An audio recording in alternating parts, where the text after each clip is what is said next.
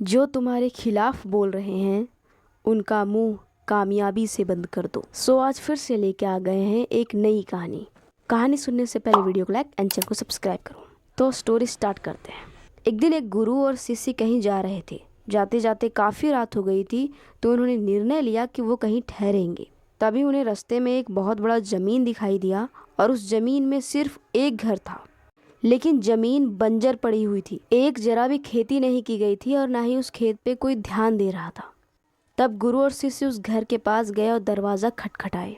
तब दरवाजे से एक व्यक्ति, एक बीवी और दो बच्चे बाहर निकले, जो फटे पुराने कपड़े पहने हुए थे। तब गुरु और शिष्य ने कहा, हम इस गांव में पहली बार आए हैं और बहुत ही रात हो चुका है, क्या हम इस घर में रात भर रह सकते हैं? तब उस व्यक्ति ने कहा, हाँ रह सकते हैं। तब गुरु जी ने पूछा कि तुम्हारे पास इतना बड़ा ज़मीन है तो तुम इसमें खेती क्यों नहीं करते?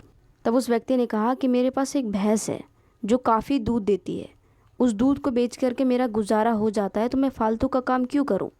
गुरु समझ गए और वो सोने के लिए चल गए।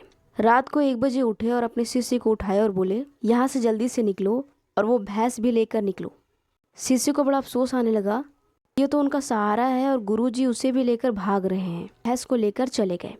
जब शिष्य सफल हो गया तो वह उसी गांव में गया जिस गांव में उसने भैंस चुराई थी। क्योंकि उससे बहुत अफसोस आ रहा था, तो उसने सोचा कि वो उनकी मदद करेगा।